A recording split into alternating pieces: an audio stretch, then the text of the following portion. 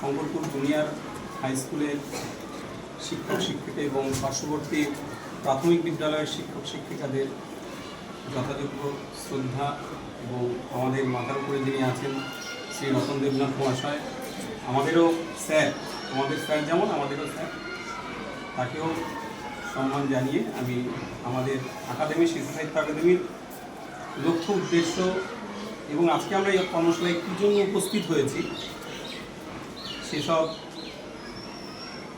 সংক্ষেপে বলবো, কারণ আমাদের কর্মশালাটাই আগে। আমাদের এই যে পড়াশোনার মধ্যে থেকেও যে একটা আলাদা জগৎ আছে সেটা কিন্তু আমরা অনেকেই বুঝি না। বর্তমান সময়ে শিশু থেকে শিশু, কিশোর, যুবক, যুবতী, বৃদ্ধ, প্রৌঢ়, যত বলি সবাই একটা অধিকাংশ সংখ্যক মানুষ কিন্তু সবাই আমরা যান্ত্রিক হয়ে যাচ্ছে দিন দিন। অথচ আমাদের এই পড়াশোনার মধ্যেও যে একটা আনন্দ আছে, একটা সৃজনশীলতা আছে, এটা কিন্তু আমরা বুঝেও দেখি না। আমরা শুধু ওই মোবাইল ফোনে হয়তো ভিডিও বা গেম খেলে সময় কাটে, একটা অন্যরকম আনন্দ নেওয়ার চেষ্টা করি, কিন্তু তাতে কিন্তু আমরা বিশেষ কিছু শিখতে পারি না। আমাদের যে একটা কিছু নিজে করার যে একটা আনন্দ, সৃষ্টি করার আনন্দ, সেগুলো কিন্তু আমরা খুঁজে পাই। তার পাশাপাশি বর্তমান এই যন্ত্র যুগে যে যে বিচ্ছিন্ন, জনগোষ্ঠী থেকে বিচ্ছিন্ন হয়ে যাওয়ার যে প্রবণতা, বলতে চাইছি যে মোবাইল ফোনের যে খারাপ দিক, এগুলো কিন্তু আমাদের গ্রাস করছে ভীষণভাবে।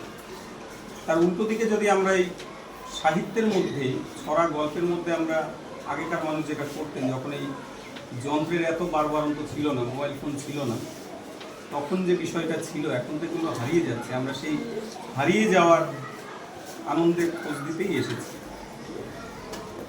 আমাদের বাংলা বিষয়ে তোমাদের যে বই আছে, অনেক ছড়া গল্প আছে, ঠিক আছে, পড়েছো, কিন্তু সেগুলো এখনকার বাচ্চাদের মনে হয় যে এগুলো বোধহয় আমরা পারবো না লিখতে, বা এগুলো কারা লেখে, তারা বোধহয় ওই অনেকটা ক্লাস 10-এ একটা টেক্সট আছে, পাঠ্য আছে, সেই তার যে মূল চরিত্র তপন, সে যেমন ভাবে যে গল্প যে লেখে তার মধ্যে ভিন গ্রহের কেউ হবে, হয়তো অনেকটা সেই রকম ধারণাই এখনকার বাচ্চারা বা তোমরা পোষণ করো। কিন্তু চাইলে যে একটা ছড়া বা কবিতা তুমি নিজেও লিখতে পারো, বা একটা গল্প তুমি নিজেও লিখতে পারো, এটাই আজকে কিন্তু আমরা দেখাবো।